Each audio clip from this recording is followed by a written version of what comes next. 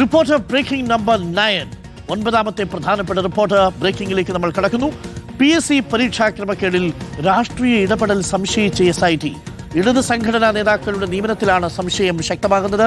1ാം റാങ്കുകാരൻ Arun J പ്രതാപിനാണ് നിയമനം ലഭിച്ചത്.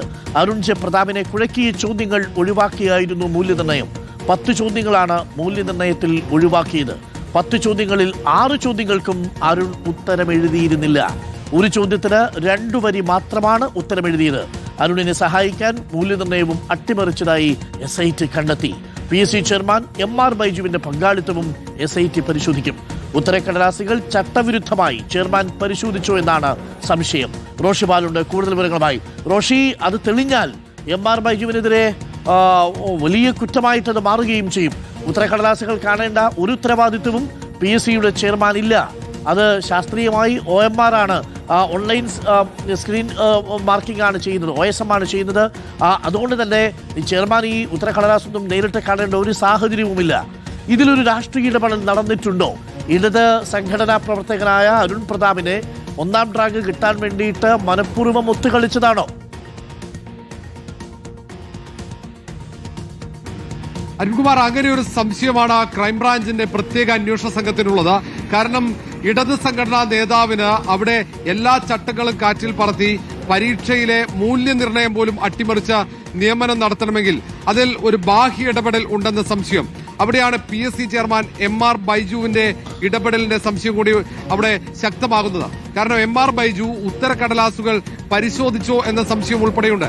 കാരണം 10 മാർക്കാണ് അതിൽ പരിശോധിക്കാതെ, 10 ഉത്തരങ്ങളാണ് പരിശോധിക്കാതെ ഒഴിവാക്കിയത്. 58 മാർക്കിന്റെ ഉത്തരങ്ങളാണ്.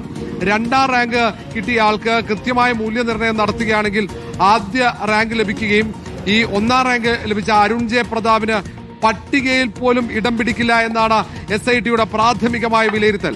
കാരണം 10 ഉത്തരങ്ങൾ തെറ്റിയപ്പോൾ അതിൽ ഏതാണ്ട് 3 ഉത്തരങ്ങൾ മാത്രമാണ് അരുൺ ജെ പ്രതാപ് എഴുതിയത്. 4ാമത്തെ ചോദ്യത്തിന്റെ ഉത്തരം 2 വരി മാത്രമാണ്. 6 മാർക്കിന്റെ ചോദ്യത്തിന് 2 വരി മാത്രമാണ് അരുൺ ജെ പ്രതാപ് എഴുതിയത്. പിന്നീടുള്ള 6 ചോദ്യങ്ങൾക്ക് 1 വരി പോലും ഉത്തരം എഴുതിയിട്ടില്ല.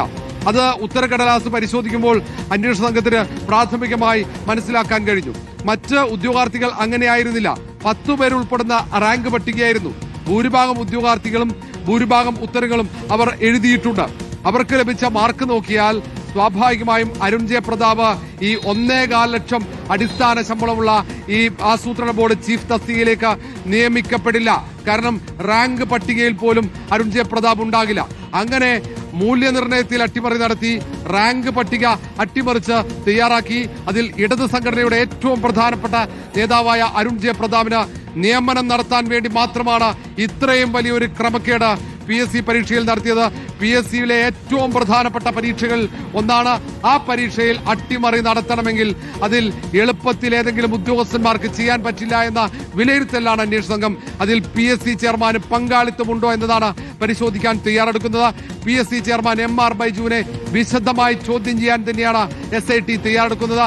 വൈകാതെ തന്നെ നോട്ടീസ് നൽകി ക്രൈംബ്രാഞ്ച് ആസ്ഥാനത്തേക്ക് വിളിച്ചു വരുത്തിയാകും ചോദ്യം ചെയ്യൽ നടത്തുക. നിർണായക നീക്കം എപ്പോൾ SITയുടെ ഭാഗത്ത് ഉണ്ടാകും എന്നതാണ് പ്രധാനമാവുക. ഇതിൽ രാഷ്ട്രീയ ഇടപെടൽ കൂടി സംശയിക്കാനുള്ള കാരണം ഇടത് സംഘടനയുടെ ജലവിഭവ വകുപ്പിലെ ഏറ്റവും പ്രധാനപ്പെട്ട നേതാവ് ആയതുകൊണ്ടാണ് അരുൺ ജെ പ്രതാപ്. അങ്ങനെ അരുൺ ജെ പ്രതാപിന് വേണ്ടി ആരാണ് ഇടപെട്ടത്?